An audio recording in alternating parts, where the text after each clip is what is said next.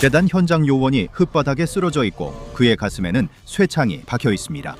얼마 지나지 않아 재단 과학자가 부식성 화학물질에 얼굴이 타버려 비명을 지르며 땅바닥에서 몸부림칩니다.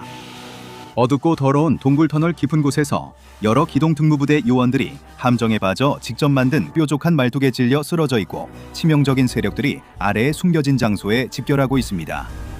이 모든 재단 인원들은 결코 잊을 수 없는 변칙 존재에 의해 무릎을 꿇게 되었습니다. 2014년 조류보호연맹의 연구원들은 그르누이 호수 주변에서 불길한 경향을 발견하기 시작했습니다. 그곳 조류 개체수가 급격히 줄고 있는 것 같습니다. 이 현상에 대한 조사 결과 조류 개체수 감소는 이전까지 새들의 먹이원이었던 지역, 곤충, 지렁이, 민달팽이 개체수가 극적으로 줄어든 데에 기인한 것으로 밝혀졌습니다. 이 시점에서 조류 애호가들이 당황해야 하는 가운데 이 비정상적인 생태계 변화는 잠입해 있던 SP재단 요원들의 주목을 받게 됩니다. 현장 요원 미셸 듀발리에와 앙드레 몰랭이 즉시 호수 주변 숲으로 파견됩니다. 두 요원은 사냥꾼으로 위장해 의심을 사지 않고 이 지역을 돌아다니며 임시로 나무 오두막에 머물게 됩니다. 첫 사흘은 아무 일 없이 지나가고 셋째 밤이 되자 몰랭 요원은 점점 안절부절 못하게 됩니다. 그는 첫 현장 임무가 새를 관찰하며 지루한 자연 산책이 될 줄은 전혀 예상 못했습니다. 한편 듀발리에르는 이번 임무에 만족하며 자신의 일에서 자주 겪는 죽을 고비에서 잠시 벗어날 수 있는 기회에 만족하고 있습니다. 그녀는 오두막 현관에서 쉬며 가끔 보이는 부엉이를 바라보는 걸 즐깁니다. 사라지는 새들과 곤충들에 대해 그녀는 단지 기후 변화 때문이라 믿고 싶어 합니다. 결국 모든 것이 항상 이상한 것은 아니니까요. 두 요원이 현관에 앉아 있을 때 그들은 갑자기 조류보호연맹의 몇몇 회원들과 그들의 밴 한 대를 발견합니다. 그것 자체로는 그다지 이상하지 않지만 그들은 또한 철촉이 달린 창을 움켜쥔 채 밴을 향해 기어가는 무언가를 발견합니다. 에이전트 몰리는 자신의 눈을 거의 믿을 수 없지만 확실히 어두운 초록색 제복을 입고 무기를 휘두르는 키 1.5m의 개구리 인간이 있습니다. 상황이 확실하지 않고 행동을 취하기 전에 더 평가하고 싶었던 두 요원은 그 자리에 머물며 개구리 생명체가 창으로 빈 밴을 찌르는 모습을 지켜봅니다. 그 생명체는 차량 보닛을 억지로 열고 오일 용기를 꺼낸 후 긴장한 듯 그 지역을 떠납니다.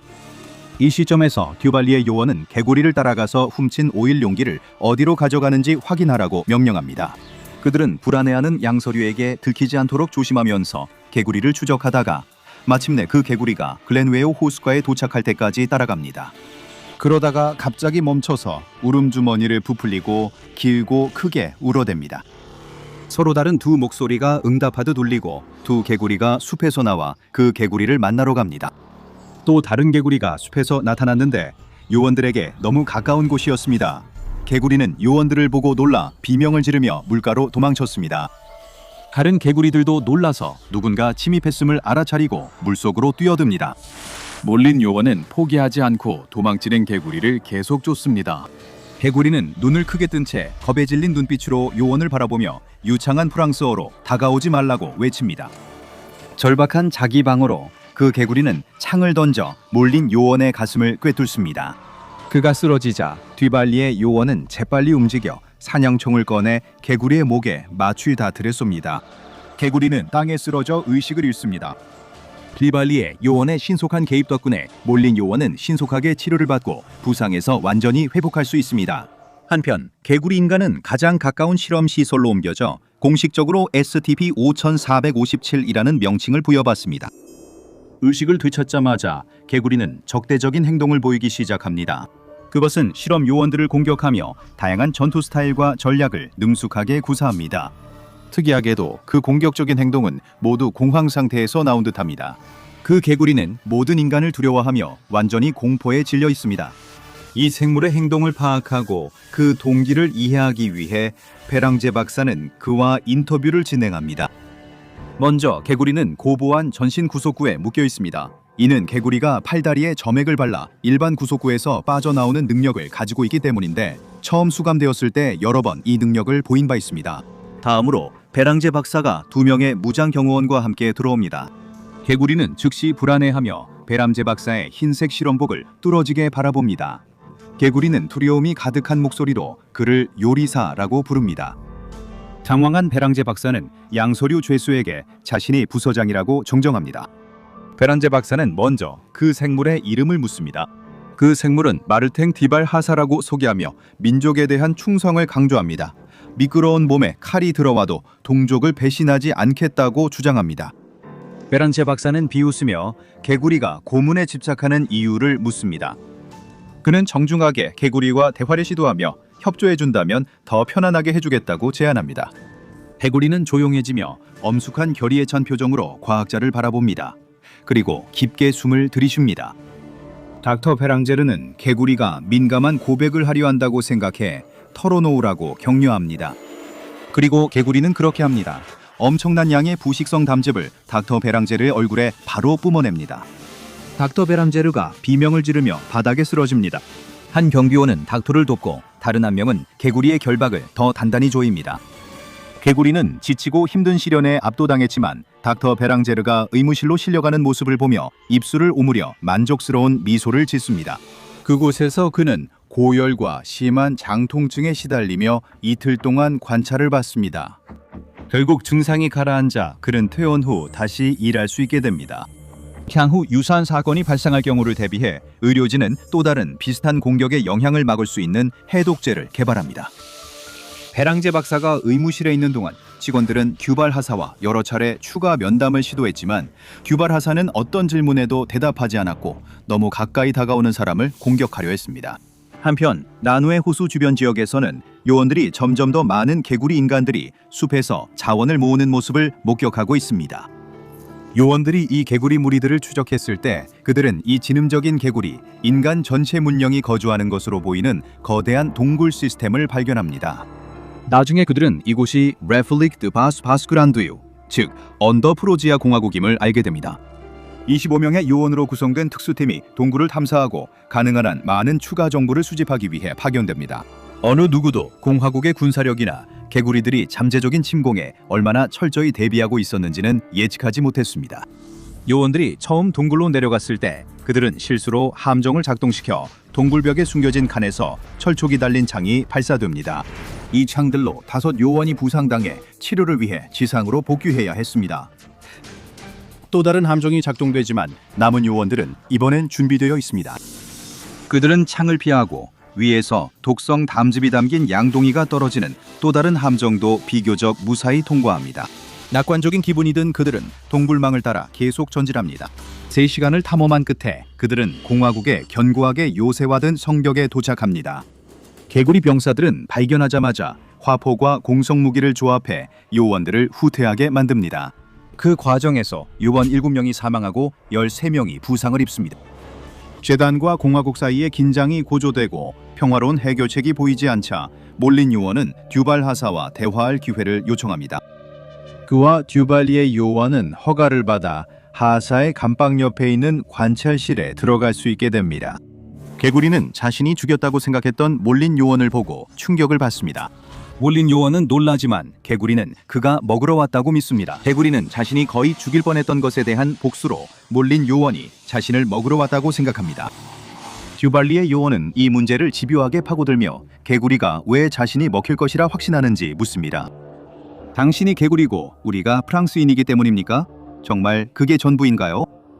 개구리는 정말 그게 전부라고 인정합니다.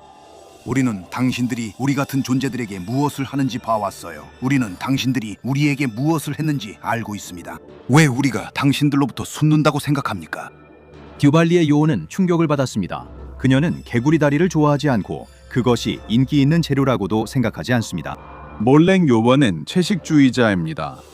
그들은 이제 그의 고향을 알아냈기 때문에 듀발 하사에게 그의 고향에 대해 이야기하도록 유도하려고 합니다. 그는 이 소식에 충격을 받습니다. 자신의 민족이 버터를 끼얹어 구워질 운명이라 생각해서입니다. 듀발리에와 몰랭은 개구리가 협조하도록 설득해서 공화국의 나머지 사람들도 협조하게 하려고 합니다. 재단은 프랑스 아래 개구리 군대가 있다는 걸 알아 공화국을 가만둘 수 없습니다. 폄하가 확립되든지 아니면 잠재적인 위협이 무력화돼야 합니다. 두 요원은 마르탱에게 자신의 민족을 돕고 싶다면 재단과 협력해 언더프로지아와 비폭력적으로 접촉하도록 도와달라고 제안합니다. 마르탱은 이런 일을 가볍게 여기는 개구리가 아니기 때문에 재단에 제한을 두고 다음 나흘 동안 심사숙고합니다. 마르탱은 몰랭 요원과 뒤발리의 요원과 대화하기를 요청하며 재단이 어떤 조직인지, 언더프로지아 사람들에게 어떤 의도를 가지고 있는지, 그리고 어김없이 두 요원 중 누군가 자신을 몰래 먹으려고 하는 건 아닌지 물어봅니다. 마침내 마르탱은 협력할 의사가 있다고 밝힙니다. 몰랭 요원, 뒤발리의 요원, 그리고 마르탱 뒤발 하사는 모두 함께 테이블에 앉아 상의합니다. 마르탱은 개구리들이 프랑스인과 절대 협상하지 않고 신뢰하지도 않을 것이라고 경고합니다. 제정신인 언더프로지아 사람이라면 프랑스인 말 듣느니 차라리 자기 피부를 먹겠다고 할 것입니다. 간단한 문화적 참고로 언더프로지아 사회에서는 자신의 벗겨진 피부를 먹는 것이 사회적 금기로 여겨집니다. 양서류들의 신뢰를 얻는 데 있어 재단은 음식으로 그들의 신뢰를 얻을 수 있습니다.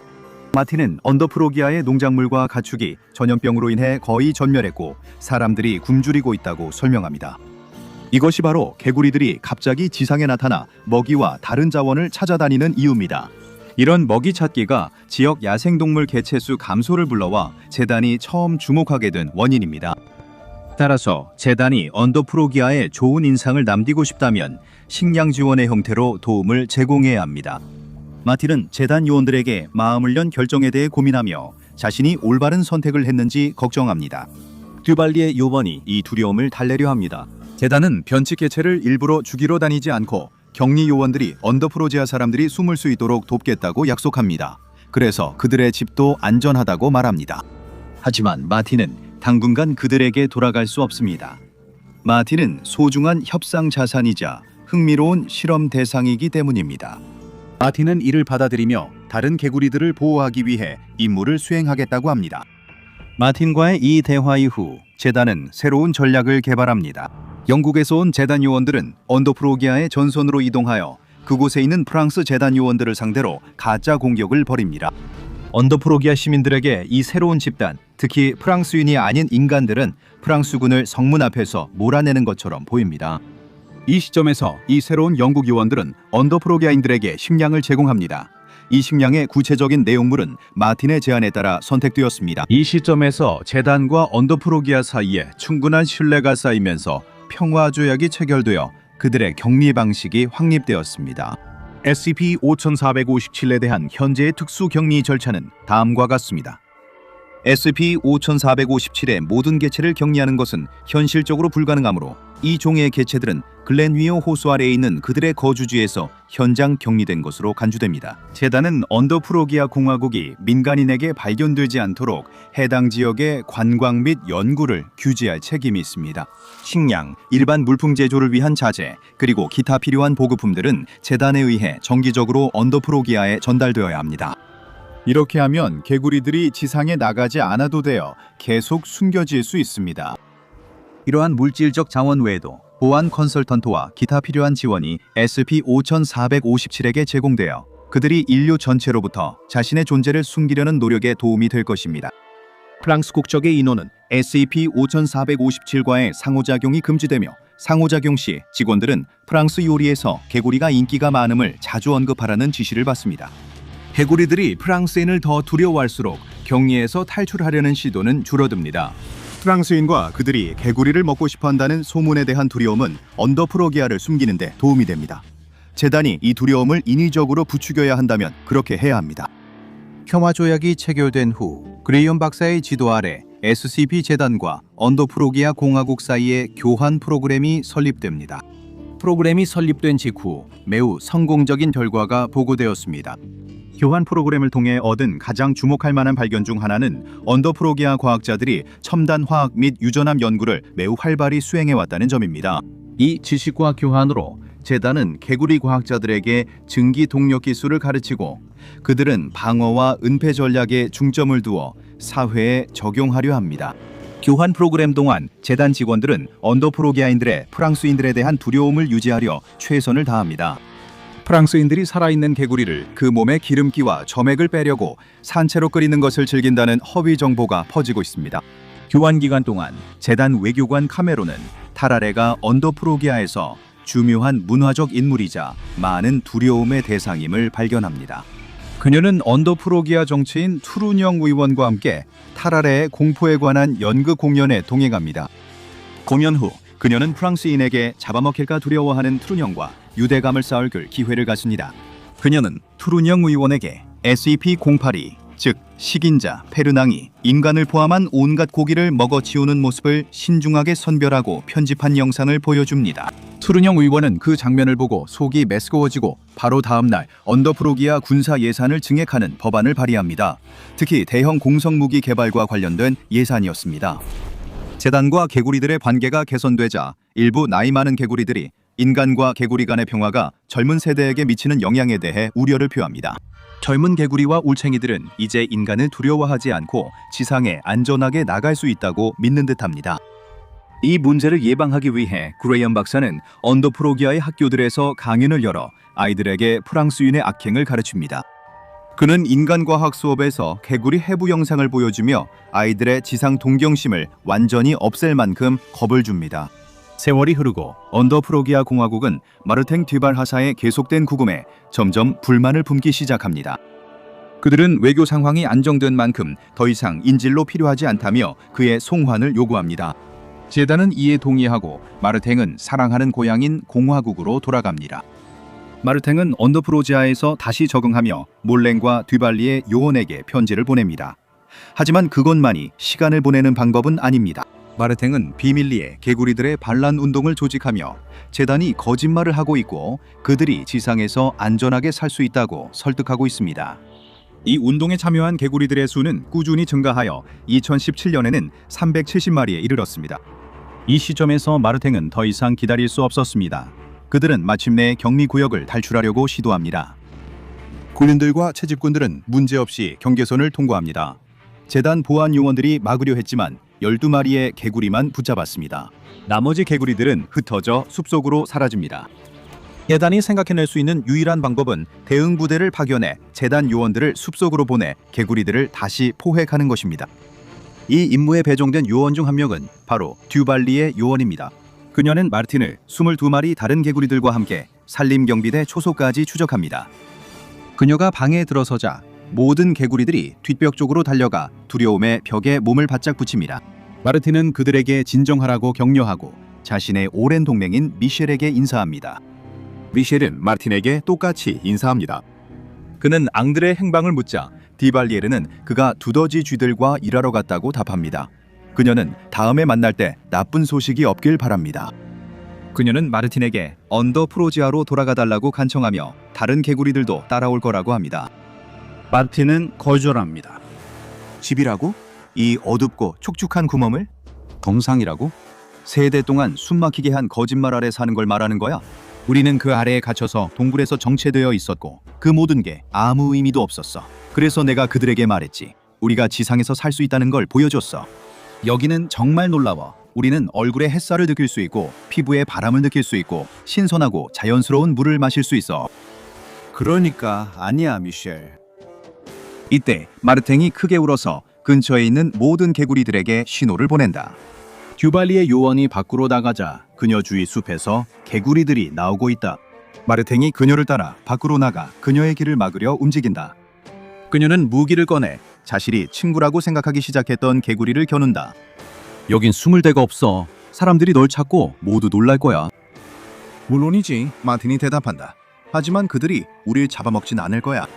그녀는 마틴에게 물러나서 둘 다 후회할 일을 하게 만들지 말라고 애원한다. 마틴은 거절한다. 개구리 병사에게는 임무가 있고 이것이 언더프로기아 국민들을 위한 마틴의 임무다. 마틴은 절대 물러서지 않겠다고 약속한다. 듀바리의 요원이 돌아서며 주변을 살핀다. 수백 마리의 개구리들이 지켜보며 다음에 무슨 일이 일어날지 기다리고 있다. 마틴이 계속 말한다. 시간이 지나면 우리 모두 두려움을 극복하게 될 것이고 언더프로지아의 다른 사람들에게 본보기가 될 것이다. 우리가 그들에게 보여줄 것이다. 내가 당신을 두려워하지 않는다는 걸 그들에게 보여주고 있듯이 우리도 프랑스인을 두려워할 이유가 없다는 걸 보여줄 것이다. 내 백성은 공포에서 벗어나 자유롭게 살 것이다. 듀발리의 요원이 깊고 긴 숨을 들이쉰다. 한때 절대 하지 않겠다고 약속했던 일을 하려 하자 그녀의 눈에 눈물이 맺힌다. 그녀는 조준을 가다듬고 입을 연다. 그녀는 이제 자신의 의무가 요구하는 것을 생각하지 않으려 애쓴다. 며칠 뒤 듀발리의 요원은 바렌사이드 국장에게 보내는 공식 요청서를 작성한다. 그 내용은 다음과 같다. 버른 국장님, 내일 윤리위원회 청문회를 위해 제 모든 기억이 필요함을 알고 있습니다. 결국 무슨 일이 있었는지 완전히 설명해야 하니까요. 하지만 판결이 어떻게 나오든 청문회가 끝난 후에 마취 처치를 받기를 정식으로 요청합니다. 저는 그 기억들이 더 이상 필요하지 않습니다. 정말로 그 맛을 잊고 싶은 걸까? 진심을 담아 미셸 듀발리의 요원. 의무는 우리를 움직이게 하는 힘이 될 수 있고 더 큰 선을 위해 싸우도록 도와줄 수 있습니다. 하지만 의무는 우리에게 끔찍한 일을 시킬 수도 있습니다. 있잖아, 나는 개구리 다리를 먹어보는데 별로 관심이 없었어. 이제 SCP-5457의 세부 사항과 그들이 겪은 공포를 살펴본 후 내 작은 관심조차 완전히 사라졌다고 말할 수 있겠네요. 나는 그냥 내버려 두는 게 최선이라고 생각해. 흔히 자는 개는 건드리지 말라고 하잖아. 그리고 복잡한 사회 구조와 자신들의 죽음에 대한 이해와 두려움을 가진 지각 있는 개구리들도 그냥 살아가게 두는 게 좋겠지. 닥터 밥의 패트리온을 확인하고 오늘 주니어 연구원이 되세요. 닥터 밥 파일에서 예를 들어 SCP-165 툴에 서서히 다가오는 굶주린 모래와 같은 또 다른 항목을 시청해 보세요.